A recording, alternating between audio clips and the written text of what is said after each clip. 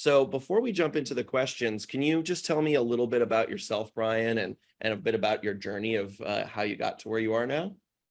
Yeah, sure, absolutely. So, um, I, I, I'm currently an HR business partner here at Freddie Mac. I've done a few things before entering in the world of HR, but so I won't go into all those details.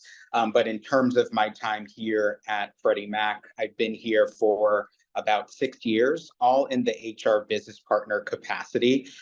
For those of you who are wondering what in the world does that mean? What is an HR business partner? Essentially, our role is to align people strategy to business strategy. So, in that case, I work with leaders and people managers on a number of things. Some examples of that, are performance management, compensation planning, employee engagement, employee relations.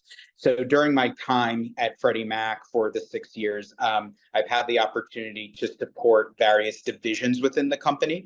So, first being, our information technology division, then our chief administrative officer who supports uh, corporate communications, public relations, corporate services, and recently our multifamily business and our enterprise risk management, which is our second line of defense.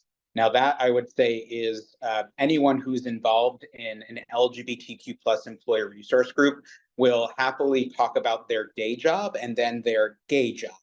So I am the co-chair of the Pride BRG, and I've been active with Pride since I started 6 years ago. So, and I've held a number of other leadership positions within the BRG before being asked to be the co-chair this year. So that included being the Pride Month lead and also being the head of our Enterprise Initiatives Committee, which focuses on building a relationship with DEI to make the organization as LGBTQ plus friendly as possible.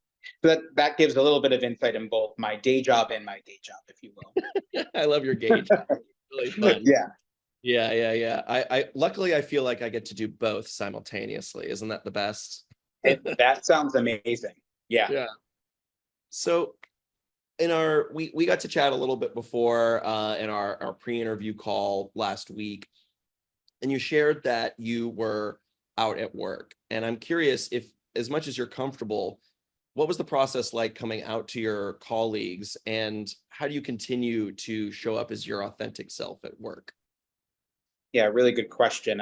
Lucky enough, Freddie Mac kind of allowed me to be out even before I was an employee. So right in the candidate experience. So at the time when I applied, using the application, I had the option to self-identify as LGBTQ plus. So that automatically told me that this is a company that cares about, inclusion and diversity, and, the LGBTQ plus, voice was important. So really from there, I kind of, talked about even my candidate experience. And actually, at the time, the reason I was even looking for a role at Freddie Mac was I was relocating due to my husband's job relocating. So I was very upfront. I was moving from Philadelphia to the Washington, D.C. area. And, one of the reasons I was looking in the area was because my husband's job was moving. So I said that right up front. At the time, one of the vice president of our group, who has since retired, she shared with me that she was actually one of the founding members of our Pride BRG. And also another one of my colleagues who interviewed me, who's an ally, I remember she walked me over to her desk, and right in her cubicle, she had a safe space sticker which says, "You're safe to be your authentic self with me." So all of those things combined, you know, you know, I came in day one as an employee being out and authentic. And so I was really lucky in that case. But as you all know, coming out is always a process. So even one group of people may know, there are other people that you are coming out at different times. But I've never sort of been shy, and being part of the Pride employee resource group, now business resource group, has certainly helped that. And we just have a really great group of folks who are supportive and really on each other for connection, engagement, and support.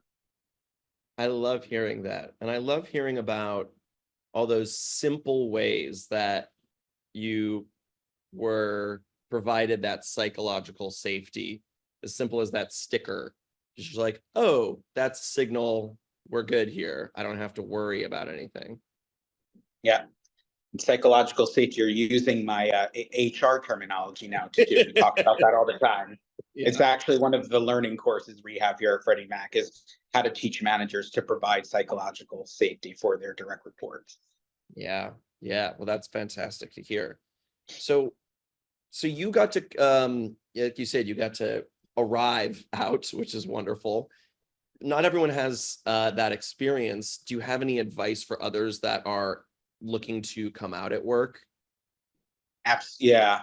And before I answer that completely, I want to caveat and recognize that coming out for an individual is individual, right? So only that person will know if they feel comfortable. What are the various factors they need to think through? So I don't want to say this is the one and only way to do it.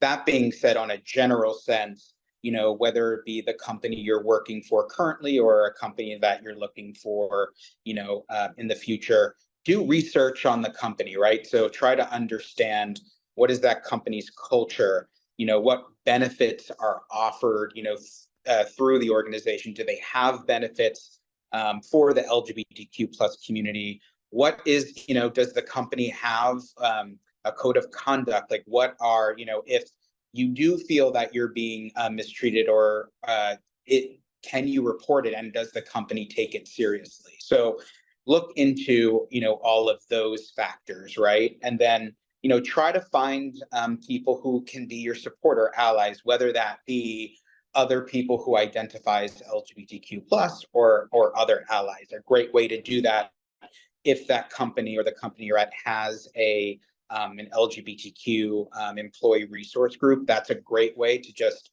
meet people who can be a safe space and a support. Oh, I can't hear you. I got muted. That There was we me. Apologies. Okay. Thank you. Yeah. So given your role in HR, and as you mentioned, you're the co-chair of the company's BRG, the Pride BRG. How does Freddie Mac create a welcoming and inclusive environment for the LGBTQI plus employees? Can you speak to benefits? We touched on training a bit here, career development opportunities, things like that. Yeah, absolutely. So one thing, and many of you have probably heard about this, but the Human Rights Campaign has what's called the Corporate Equality Index, which essentially measures, how friendly, LGBTQ plus friendly an organization is. So first, just to note that, Freddie Mac has proudly hit 100% of that score since 2010. And we're really proud of that too, because, and rightfully so, the Human Rights Campaign keeps on upping that bar to get there. And we're proud to say that we really try to hit that mark every single year. So that being one, in terms of benefits, and I have this down here because I want to make sure that I hit on all of them. Some of these, of course, aren't just specifically for LGBTQ plus employees, but essentially it is attractive to our population. So one, we do offer 12 weeks of parental leave to support employees or their spouse or domestic partner who give birth to bond with their new child or to care for a recently adopted child. We give a $30,000 lifetime maximum toward qualified infertility or IVF benefits. And we also we provide $30,000 of reimbursed per adoption for qualified adoption expenses. And we provide financial assistance for eligible surrogacy related expenses through our surrogacy reimbursement program. We also do provide gender affirming care under our Cigna plan benefits, and with partnership with our diversity and DEI organization, we actually put together a gender transition guidelines, which is not only for an employee who's transitioning, but also for the manager. So tips on, hey, if someone is coming in on Monday with, a different gender, different name, how do you do that with the team? So that was in partnership with our organization. And then, from a development perspective, really being part of the Pride BRG, being part of any BRG, and being active, you're going to develop, right? So we do provide leadership opportunities for public speaking, for programming, for project management. So it's just another way to build your skill sets outside of your day job.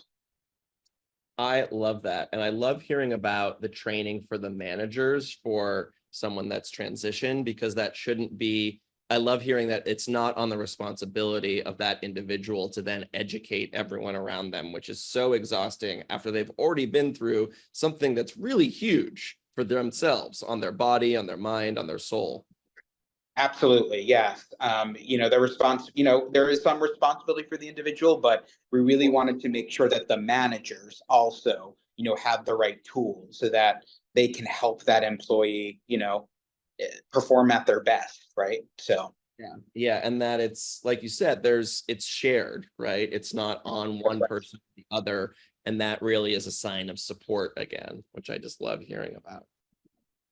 So can you talk about being as you're part of the Pride BRG, what does it do at Freddie Mac, and what plans do you have for it throughout the year, just not that are include outside of Pride Month? yeah, no, good question. So, and Pride Month, of course, is a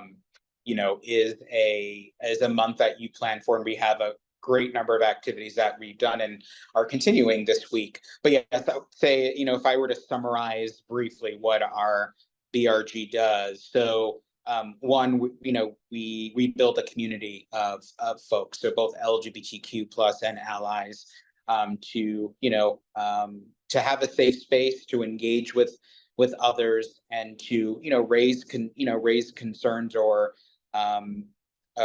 suggestions to improve the LGBTQ plus experience here at Freddie Mac.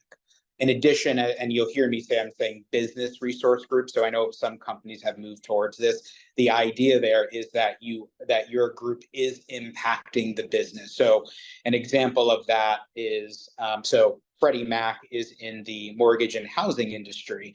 So we have partnered with our lines of business to help with studies such as what is the LGBTQ plus experience in renting and home ownership? What are some of the barriers that they face? So we work in partnership with the business to build on that as well. So we're always trying to find a balance of, both helping on the business side and also making sure that we have that, amazing community that we do. I love hearing about that. And that's so great, because there really is so many different struggles for folks within our community that are trying to own homes for the first time, right? And it depends on which state they live in. That can wildly vary as well. So knowing that it is not just for the employee, but it's also for the business, for the company, but that's talking about the landscape of the greater business as well. That's right. That's right. Yeah. And that's that's the purpose of the business resource group concept for all of our BRGs here at Freddie Mac, right? So again, a great way to impact the business while also forming community. And then, you asked what are some of the things that we're doing, outside of Pride Month. So I could probably sit here for a while, so I'm just going to give some top level. And if you think about our structure in the BRG, we have various committees, and then we have leads for each of those committees. So one of them is enterprise initiatives. That group essentially serves as kind of the liaison between the BRG and the DEI, as well as other sort of management functions throughout Freddie Mac. So an example of something we're doing within the enterprise initiatives group is working with our corporate services and facilities group to ensure that we have gender neutral restroom options in our buildings here at Freddie Mac. We have divisions liaisons groups where their role is to incorporate, LGBTQ voice in the DEI initiatives throughout the divisions. One thing we had that we're really pushing this year is what we're calling our Pronouns Roadshow. So we are educating, our colleagues on, gender identity, gender expression, and why it's advantageous to use pronouns, in their signatures and Workday, in LinkedIn. So that's one thing. We have a program, a non-Pride Month programming group. We do a number of things. One thing that is a branch of that is our book club. So we have a Pride book club. And actually in Pride Month, we partnered with one of our Inspiration BRG to talk. It's an LGBTQ plus, a book that was written by a Japanese author and kind of explores, LGBTQ plus issues in Japan. It was a manga book, so it went from backwards to forwards, right to left. And then we also have our community chairs who are focusing on the social side, but also having platforms for safe spaces to talk about, a number of issues, right? Whether it be, parents of LGBTQ kids as well, as the election season comes up, there's a lot of things in play. So having a safe space for people to talk about those topics. So those are just some examples of things we're doing. I love that. That's a lot. Yes. And I'm just touching high level. So Yeah, thank God we have a very active group, and I don't have to do it on my own. So I'm very thankful for the team I have. That's awesome. I also love, shout out to the Pronoun Roadshow. Yeah. See, this is why I love our people so much. We really like to have fun at work. We do. We Yeah. do. We will find fun even if there's not fun, we will find it. 100%. Well, we're almost out of time, Brian. Is there anything that you would like to leave our listeners with? Any one actionable thing that people could go and bring to their workplace? Maybe if they have an ERG or a BRG and they want to get involved, or if they want to start one, what would you suggest?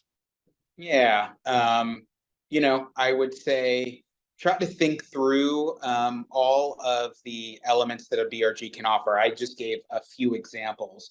I really, I do think we just kind of started this committee